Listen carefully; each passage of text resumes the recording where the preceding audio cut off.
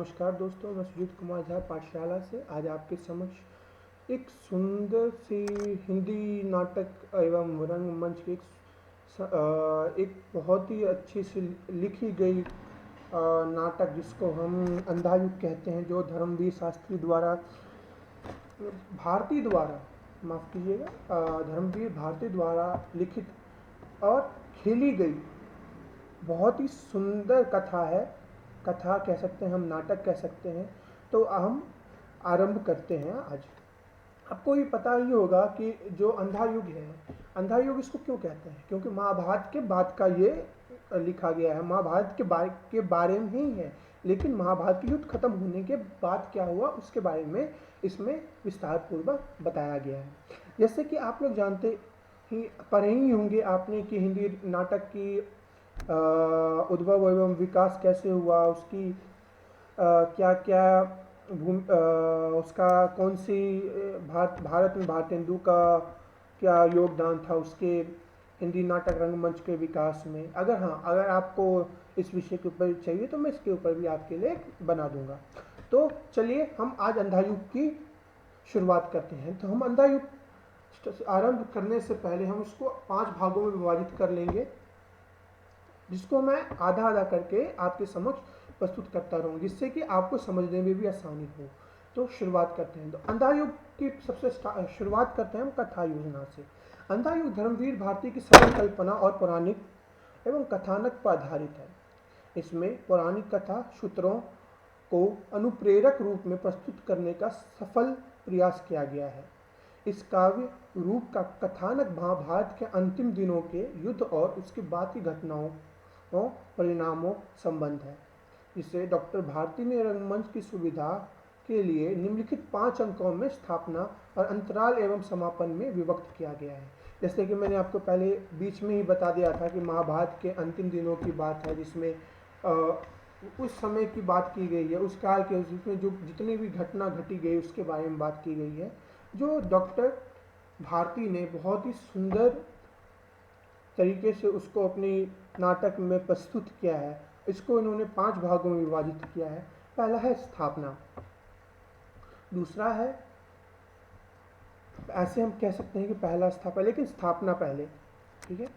पहला अंक हम कह सकते हैं कौरव की नगरी, जहाँ से पाठ शुरुआत होती है, क्योंकि हम जब भी स्टार्ट करते हैं जो क्षेत्र है वहाँ से स्टार्ट करते हैं, क्योंकि किसी भी क्षेत्र की कहानियों को पढ़ने से या उसकी कथा के बारे में लिखी गई, क्योंकि किसी भी कथा या कहानी को किसी विशेष क्षेत्र के तौर पे लिखा जाता है। द्वितीय अंक है पशु का उदय, तीसरा अंक है अश्वत्थामा का अध्यसत्य, अंतराल पंख पहिया और पटिया, चौथा अंक है गंधारी की शपथ, पांचवा अंक है विजय एवं क्रमिक हत्या, और लास्ट है हमारा समापन, जो प्रभु की मृत्यु हो जाती है लास्ट में श्री कृष्ण जी की। तो इसमें महाभारत के शल्क पर्व और सप्ताब्दिक पर्व, स्त्री पर्व और शांति पर्व और आश्रमवासी पर्व और महाप्रास्थानिक पर्व, मौसम पर्व के फैले विस्तृत तथा कथानक को अत्यंत कौशल के साथ कुछ ही संघन और संक्षिप्त रूप में प्रस्तुत किया गया है। अर्थात इसके जो अलग अलग पक्ष हैं, मतलब इसको अलग अलग सौंदर्य शिल्प पर, सप्ताहिक पर, स्त्री पर और शांति पर, इसको अलग अलग भागों में विभाजित किया गया है, आश्रित किया गया है। पर अंधायुग के कथानक के प्रारंभ में पूर्व स्थापना के अंतराल, मंगलाचरण और महाभारत से ज्यों का त्यों संस्कृत में ग्रहण कर लिया गया है। इसके बाद उद्घोषणा अंतर्गत भारती जी ने विष्णु पुराण के कलयुग वर्णन की पंक्तियां देकर उनके भावों को अभिव्यक्त किया है। इसमें विष्णु पुराण का भी जिक्र किया गया है, क्योंकि आपको पता ही है कृष्ण लीला, जितने भी लीलाएं करते हैं विष्णु पुराण में भी काफ़ी कुछ उसके बारे में लिखा गया है, विष्णु जी द्वारा बोली गई उन सभी चीज़ों का उसमें समावेश है। इसमें आधुनिक युग को ज्योति के माध्यम से कही गई अंधों की कथा बताया गया है। मतलब इसमें जो अंधा युग है ना, इसको ज्योति के माध्यम, मतलब जब प्रकाश हो जाता है उसके बीच में एक अंधेरा होता है, उसको कथा बोला गया है। चर्चित नाट्य काव्य आधुनिक युग कथा नाटकीय विधान के अनुरूप अनेक अंकों में विभक्त किया गया। इसको अलग अलग काव्य कह सकते हैं। अंधायुग का जो कथा है नाटकीय है, इसको अलग अलग भागों में विभाजित है। तो आपसे मैं पहला अंक स्टार्ट करने से पहले आपको से इतना कह सकता, आपसे एक प्रश्न पूछा जा रहा हूँ कि हम इसको अंधायुग क्यों कहते हैं। तो इसका उत्तर आप नीचे दे सकते हैं कमेंट बॉक्स में। पहला अंक कौरव नगरी।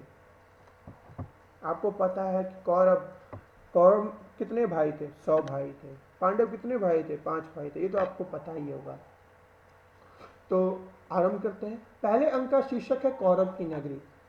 अंक में आरंभ में कथा गायन के रूप में भारत के युद्ध में कौरव और पांडव द्वारा किए गए आत्मदीय आचरण और मूल्यात्मक विघटन का उल्लेख किया गया है। युद्ध के अंतिम दिन की संध्या का समय है। कौरव के महलों में घूमते हुए दो पहियों के बातचीत से कौरव के राज नाश एवं कुल नाश का बोध होता है। मतलब कि युद्ध हो गया, सब खत्म हो गया, कौरव के पूरे कुल का नाश हो गया, बोध हो रहा है इसके ऊपर। अचानक उन्हें कुरुक्षेत्र की दिशा में असंख्य गिद्धों का उड़ता हुआ समूह दिखा पड़ता है, जो उन्हें अपशाकुन सूचक प्रतीत होता है। उसी बीच विदुर कौन है? आपको पता ही होगा विदुर कौन है। विदुर वो है जो धृतराष्ट्र का, जो बोलते हैं जो खबर लाता है, जो युद्ध से खबर लाता है कि युद्ध में हो क्या रहा है।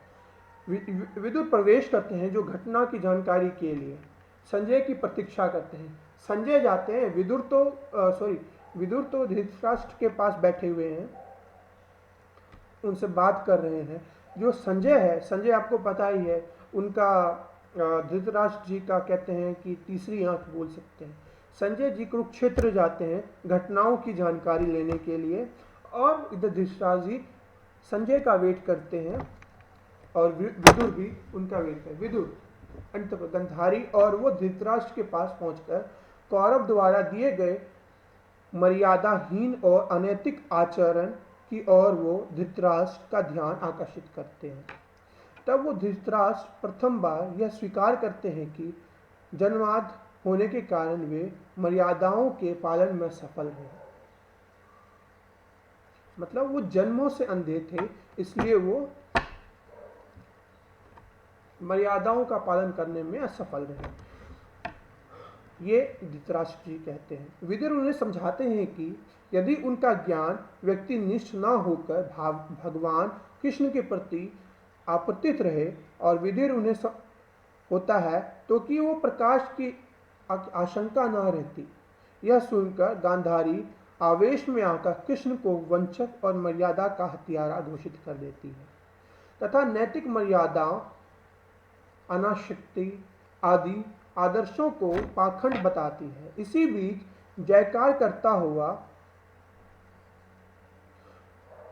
वध याचक प्रवेश करता है। यह वही ज्योतिषी है जिसने कौरव दल की विजय की बहुत पहले भविष्यवाणी कर दी थी। आपको बता दूं, जब महाभारत का आरंभ हुआ था उससे पहले काफ़ी ज्योतिषी भी आए थे बीच में। जब महाभारत का युद्ध स्टार्ट हुआ था, शुरुआती हुई, तो उस समय एक ज्योतिषी आया था, उसने कौरव की विजय का घोषणा कह सकते हैं, एक भविष्यवाणी करके चला गया था। फिर भविष्यवाणी की गलत होने के कारण वे श्री कृष्ण को मानता है। मतलब जो ब्राह्मण था या जो भविष्यवाणी, जो ज्योतिषी था, उसने उसकी जो ज्योतिष विद्या, उसने जो भविष्यवाणी की थी वो गलत हो गया। वो सारा दोष कृष्ण जी को मानता है कि वो उनके वजह से उसकी भविष्यवाणी गलत हुई। जिन्होंने अपने अनासक्ता कर्म से नक्षत्रों की गति को मोड़ दिया। अंक के अंत में दोनों पहरी अंक के अंदर कथाग्रस्त में कौरव नगरी के सुनेपन को दर्शाया गया। ये देखिए, ये बात कौन कर रहा है? ये बात कर रहा है दो सिपाहियों के बीच में ये वार्तालाप हो रहा है। दोस्तों, अभी तो हमने पहला अंक जैसे हम पाठों को 5 भागों में विभाजित किया था। अब उन पाँचों भागों को अब हम धीरे-धीरे करके करेंगे। तो पहला अंक खत्म होता है, दूसरा अंक हम अगले अध्याय में करेंगे। तो तब तक हम देते हैं और इसके बाद मैं आपको एक इसका दूसरा अध्याय का आरंभ करूँगा।